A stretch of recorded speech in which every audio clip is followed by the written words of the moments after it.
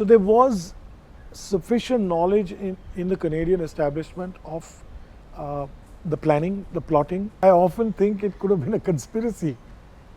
Two of them just grinned through the trial as though to say, nothing's going to touch me. Had this been a plane full of white people, we would not have had to wait 20, 25, 30 years for resolution.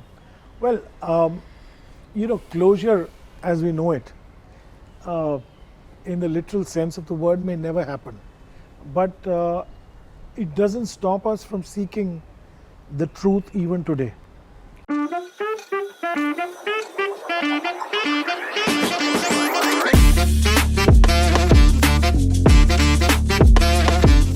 With India-Canada relations souring over the Khalistan issue, a lot of old wounds are resurfacing. Wounds that haven't yet healed, such as the trauma faced by the family members of those who tragically died in the bombing of Air India Kanishka Flight 182 by Khalistani terrorists in June 1985. Our guest today lost his entire family in the Kanishka crash when he was just a teenager. It totally changed the course of his life and he went on to be employed by Air India. 38 years later, he has authored a trilogy called On Angel's Wings. To share his story of resilience, we have with us author, life coach, lawyer, airline veteran and trade union leader Sanjay Lazar. Hi Sanjay. Hi Anushka. Welcome to the show. Thank you so much. And thank you for driving all the way from Pune. Really appreciate that. It's always nicer to speak in person. Yes, of course. Yes. It's my pleasure to be here and thank you for the And your upcoming book is going to be released soon. Yes, it is. Right? Next month, November. And it's a trilogy, like you said. This is the first of the series of 3. And it deals with the incidents of 1985, the bombing, the conspiracy, and from there on my entire life, how it changed, how I joined Air India, and now the current Indo-Canadian relationships, which are at an all-time low. So tensions are escalating between Canada and India, and that must sort of bring up very painful memories. Not that those memories ever really die down. I mean, it was the worst aviation terror attack till 9/11. 329 people on board died. Amongst them were your father, mother and sister. And how old were you, and can you recount the events and what happened in the immediate aftermath, and where were you when you got the news? And yes, definitely, Anushka. I was just about 17 when the bombing took place, and yes, the current events have reopened old wounds. The wounds never really healed in these last 38 years because none of us 329 families ever got closure. There was no one held guilty or accountable. There was no one sentenced to imprisonment for life or death or anything of that sort. So we never really felt that justice was done. I'd actually started writing this book much before the current Indo-Canadian scenario. Right. It's just what prompted you? Yeah. What prompted me was all through my last 38 years, I felt there was a story that was not told. And it wasn't my story. It was the story of their sacrifice. Until today, there's never been a book in India written about this. Even in Canada, the narrative has changed. It's faded away. And there were too many attempts in the last few years of radicals rewriting history to make those who perpetrated such a grave crime into heroes. About the bombing itself, your story. Yes, I distinctly remember it like it was yesterday. It was a Sunday and I cannot forget. I was at home. Ironically, I must tell you that I'd done a holiday just a month before that with my dad alone to Bangkok and Tokyo. Okay. And we had a great boys' time. I'd finished my 12th and he was taking me and I was awaiting my results. And 2 days before they left, I failed my 12th. Oh. And they didn't want to go. They wanted to stay behind, especially my mom, my stepmother Sylvia. This holiday or this trip had been planned with an entire set of crew. So all our friends, family friends, were there with their families, their kids. So it wasn't just one death or 2 or 3. It was It was an entire support system we lost. So just to interrupt here for a second, just to tell the audience that your father was employed with Air India. He was an My father in-flight was the in-flight supervisor. supervisor. That particular Sunday, I suddenly got a call out of the blue, and there were no mobile phones then. It was all landlines. So my servant, I remember, picked up the landline and said, you know, our family friends were calling and they wanted to know how I was and they wanted to come and see me. And I said, that's strange because, you know, they were my sister's godparents, Okay. Ivan and Celia, and who also, you know, looked after me after the accident and before that as well. And I hadn't really known about this bombing until much later when he came and took me, and then that night I was to leave with him for London. It was only on the way there that I realized that something more sinister had happened. That Sunday changed my life forever, 360 degrees, and I don't think it's ever been the same again.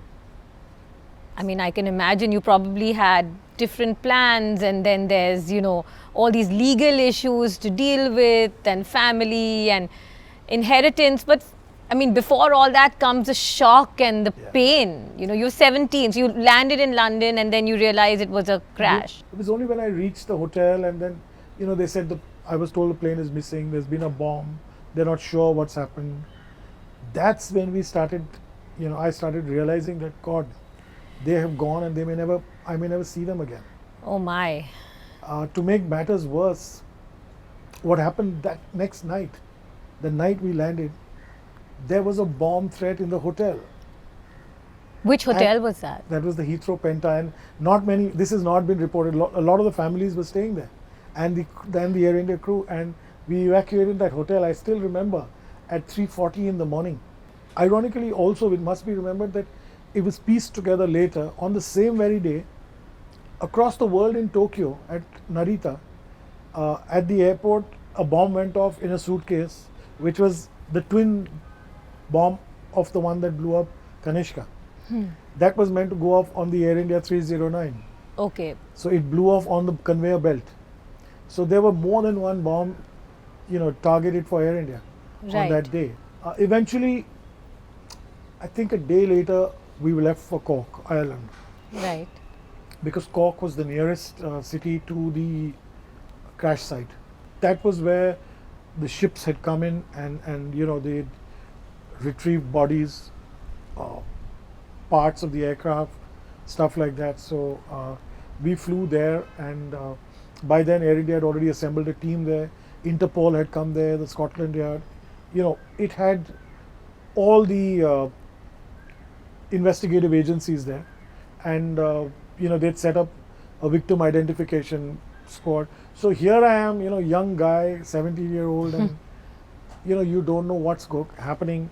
Suddenly, you know, you're caught in a hurricane. I'd go back to the hotel room every single night and just cry because I didn't know what else there was to do. It was it's your entire family. It's not only the entire family, you know, you have no idea what it is to be sitting in a hospital which had then become an investigation center, a control room, plus a morgue. In Cork. In Cork, plus an identification center. Okay. And you know, you're watching TV which showing you, you know, bits of bodies being taken out, and then you are sitting in a room where there are photographs being put up of people, or you know, to identify them. Death was never new to me. I just lost my younger brother who I had looked after a few years before that. Oh my. But this was not death, this was devastation. When a fresh victim came in, what they would do is the Gardaí, which is the Irish police, and the Scotland Yard and Interpol would then try and match them with any of the the files that they had to see if they match somebody, and then show you the photographs if you wanted to see them and see if you could make a more conclusive identification. I mean, this is beyond heartbreaking. It's beyond tragic. It's, you know, it's hard to even fathom. It is really unfathomable what family members had to go through. Really. So then finally you couldn't identify anything. No, the last body on the last day before they wound up the search, the RAF, the Royal Air Force, and the Royal Navy body number 131 was my stepmother Sylvia. I'm so sorry that you had to go through this, and even though it's been 38 years, I mean, obviously these, you never get over something like this. And like you said, there's been no closure, you know, I mean, because you did attend the trials, Yeah. right? I mean, and no one was given the death sentence, and the person, Rayat, who was a bomb maker, he was then finally released in 2016. The other two were acquitted in 2005. Parmar, who they say was the mastermind, they said there was flimsy evidence against him. And of course, you know, many of them have been assassinated later on. But with this whole issue resurfacing, I mean, can you give, I mean, so obviously Canada had the intel, right? You see, it's like this, Anushka. 1985 was the bombing of the Kanishka, and 1986 was the first anniversary. And we were families who didn't have a clue of what went on. We all were waiting for answers, and we got no answers. Sadly, neither from the Indian government nor the Canadian government. We all just went for the anniversary mass, the prayers, and we had multicultural prayers, and we had ministers and prime ministers coming. There was nobody who wanted to investigate that. There was a Justice B.N. Kirpal inquiry, you know, which was held in India, which was more of a, you know, like a coroner's report. And it took years actually of pressurizing, lobbying by families of the victims, whether in India or Canada, with the Canadian government, to ensure that some sort of investigation took place. And it was only 3 or 4 years later that the first threads of information started coming out. 3-4 years later. Yes, you'll be shocked. It took 15 years for a full inquiry to take place. During the course of the research of my book, and I was too young to recall it actually, to be honest, in November of 1984, an Air India aircraft was hijacked. Okay. By Sikh Khalistani militants. After Mrs. Gandhi's assassination. That's right. A few days after the And the riots. The Sikh riots, which were terrible. They hijacked it and they took it to Maldives. They wanted to go to Karachi, Lahore, and they could not. Or Lahore, they could not. And the aircraft landed up in the Maldives. And they demanded that, you know, they wanted certain people freed, and they wanted to, you know, create a big scene because they wanted Khalistan and they wanted that. Right. The Maldivian government at that time just refueled the aircraft and got it out of the Maldives before Indian forces or anybody could go there. That aircraft took off and landed in Seychelles, where eventually the two hijackers surrendered with their arms. That should have set alarm bells ringing in the Indian establishment as well as the world. Of course. But what happened was, you find suddenly that Talvinder Parmar, who was in a German jail, for whom India had made prior requests for extradition to Canada, but it was not granted, lands up in Canada and starts conspiring with, allegedly with Rayat and Bagri and Malik and the Canadian intelligence, that's the CSIS, and the RCMP are following this guy. And you know, you have one team tracking Parmar, you have one team tracking Rayat. All through January, February, March, April, May of 1985. So they are aware that, and they've got wiretaps as well, which they erase. They keep recording, listening, they wipe clean. So you had intelligence officials who were erasing the wiretaps. Why? I don't know. They say it was protocol and they did it. They didn't know any better. They had followed them in the first week of June to a place in Duncan on Vancouver Island, where they test fired a bomb. They followed Rayat a month before that to a hardware store where he picked up certain equipment that was used to make bombs, the timers and the detonators. They picked up the Sanyo tuners in which both the bombs were put in. In Sanyo cassette. No, there's a particular model of Sanyo, of which only 2,000 parts, 2,000 pieces were made and shipped to Canada, and that too only to Vancouver. And Those tuners were used as the bombs for the Tokyo bomb as well as the Irish, the Toronto bomb.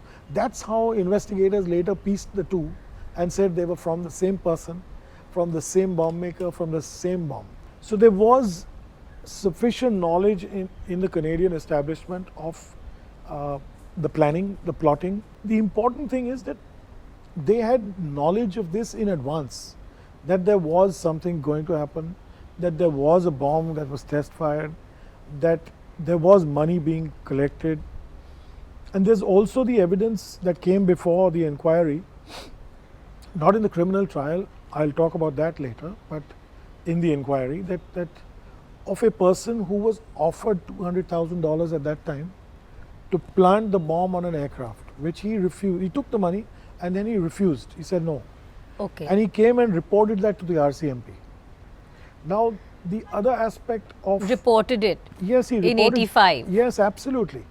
Even before this happened. My God. I mean, this is a huge lapse of intelligence, or just a deliberate lapse, or a... Well, we don't know what it was, but remember, there were also a lot of moles, intelligence moles of the Canadian intelligence within these Khalistani forces. But what about Air India? Did they have any intel input? Well, I think Air India had a general warning, and so did Indian Airlines, that this organization would attack all important assets. But it's a failure of intelligence all over. Oh. It's a total failure. Something that, do you believe, sometimes do you go back and think that, gosh, this could have been averted? I mean, do you think that often? I often think it could have been a conspiracy, and of course it could have been averted. Absolutely. Conspiracy between... You never know if so many intelligence agencies knew and so many intelligence agencies erased evidence. They were in league with these guys. Okay, so there's, on the one hand, it's a huge lapse of intelligence. Then on the other hand, nobody wanted to investigate it until there was pressure from the families, right? But then nobody thinks really of the human suffering. You talk about this as headlines, but what about people like you and so many others who lost family members, whose lives would change totally? Absolutely. I realize there's so much that, needs to be told, because I'd hate for another generation to come along and not even remember what happened at that time. So, yeah. And now people are telling their stories because of India-Canada relations. Now people are talking about Kanishka once again. It was probably almost forgotten, sadly. Absolutely. I mean, it shouldn't be. Because, so then you went through this, the identification of the bodies, the legal struggle, but no closure even in terms of the arrests made. So two issues I want to bring up. One is the whole security of Air India. I mean, after that, was it after that that they really tightened security? Because I think unaccompanied baggages are not really allowed. Well, it changed anymore. I'll tell you. Kanishka changed aviation to a large extent, because until that time, people could check in bags for multiple onward journeys, Right. without having to be present or identify on every leg of the journey. Kanishka changed that, and security rules were really, not only Air India. Air India had some of the best security even in those days. And I'll say this, being a victim of a bombing, it was just, things happened on that day that would never have happened. The X-ray machine broke down. Oh my God. There were no sniffer dog. The sniffer dog sniffed and nobody stopped the bags. I mean, I'm talking of Toronto airport. So there were so many signs that stuff was happening, which was uncanny. So let's go on to the trial. I mean, your book recounts a period of your attendance in the Kanishka criminal trial in Vancouver. Yes. Yeah. Now, the RCMP who were investigating it took some years to bring charges, and they finally did about 5 years, 6 years later. And, they called us to Vancouver, where they built a special courtroom, bulletproof courtroom actually, where they tried these guys for the bombing and on the 329 counts of murder. And I remember going there, and we spent a week there, and we were, under protection and stuff like that. But I was at a distance of less than 10, 20 20 feet at best. From Indrajit Singh. From these guys, Rayat. yeah, and they were sitting in a glass Who else was in the cage, trial? yeah. Malik, and Bagri, yeah. Bagri and Rayat. Yeah. And the thing was that, two of them just grinned through the trial as though to say, nothing's going to touch me. Oh my Now, God. what is really strange is, despite the mountain of evidence that the RCMP had collected, a lot of witnesses just vanished. Couple of them died, strangely, accidents, death, shot. And these things happen when you don't want somebody to testify against somebody else. And at the end of a huge trial and a huge investigation, they were found not guilty. They were just let scot-free because there was insufficient evidence against them. Rayat was in jail. That's a separate Okay. charge. For the deaths, the two killers got away. Rayat got in because he got caught on the bomb making charge, Right. which was a much lesser charge, and he went in. But the two masterminds were never even indicted. They were indicted but never even found guilty of anything, and they never served a day in jail. Parmar. Yeah, for all this, even you talk of Malik and Bagri, and their roles are pretty significant, very significant.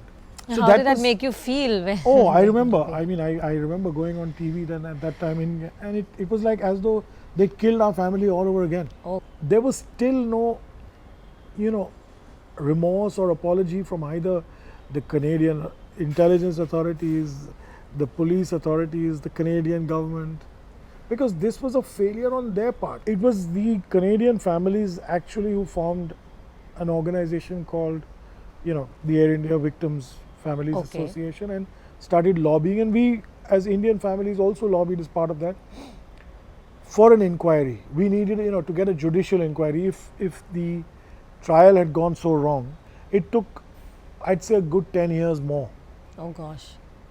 of hard lobbying. When they realized we are not going away, that's when the Canadian Prime Minister Stephen Harper, to his credit, organized the inquiry, which was headed by Justice John Major, Right. who was a retired Supreme Court judge in Canada, and he set up a commission. That commission took years to investigate all the evidence. Really, there's a huge report which is in the public domain by Justice John Major, which points out to every single lapse I've just mentioned, Right. and more, and it sends alarm bells into why there was so much of a lapse was because there was a competition between the RCMP and the CSIS. They were rival organizations.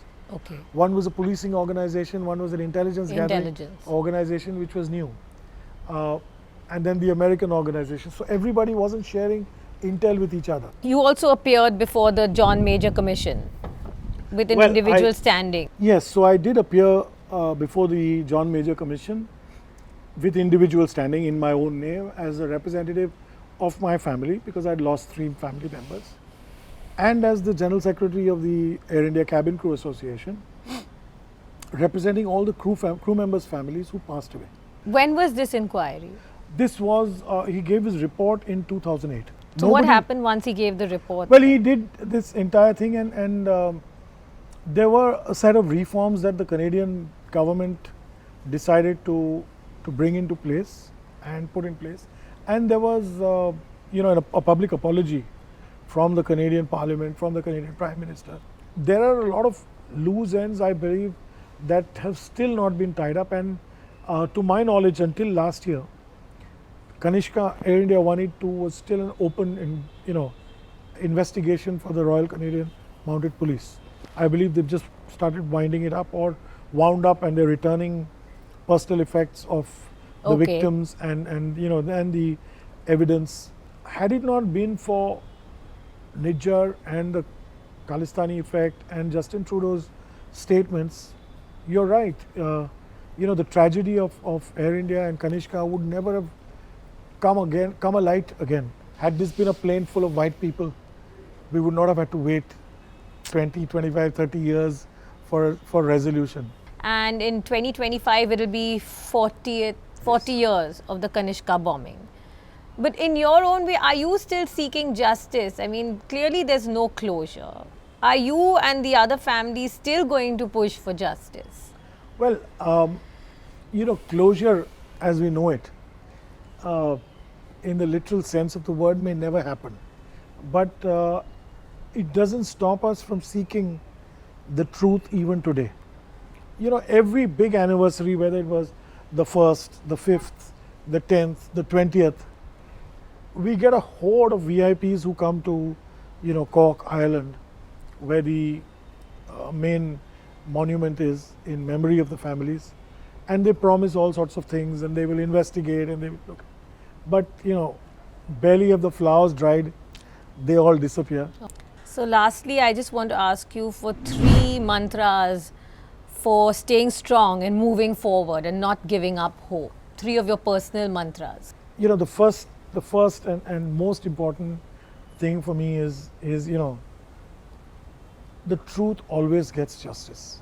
You stay strong to your path and you will always get justice.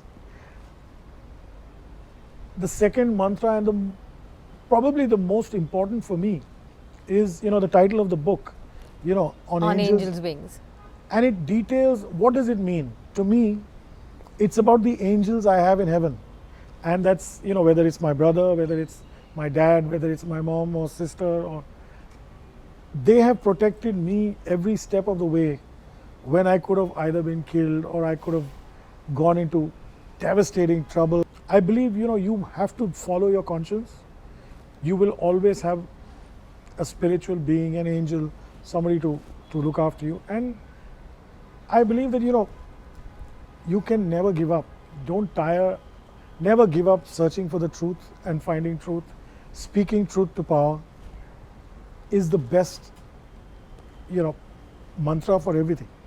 Thank you. Those are beautiful mantras, especially, when you say that there are angels protecting you and have protected you. I mean, you're trying to see a silver lining in this terrible tragedy. That was a very eye-opening but heartbreaking discussion with Sanjay Lazar. He has a lot of strength and courage, and we're eager to read his book, his trilogy on Angels' Wings, where he exposes a lot of facts. I'm sure there are a lot of lessons to be learned from it, and I can only hope that the families of the victims of the Kanishka crash can find some closure at some point. Keep watching Buzz by the Bay for more such inspiring interviews.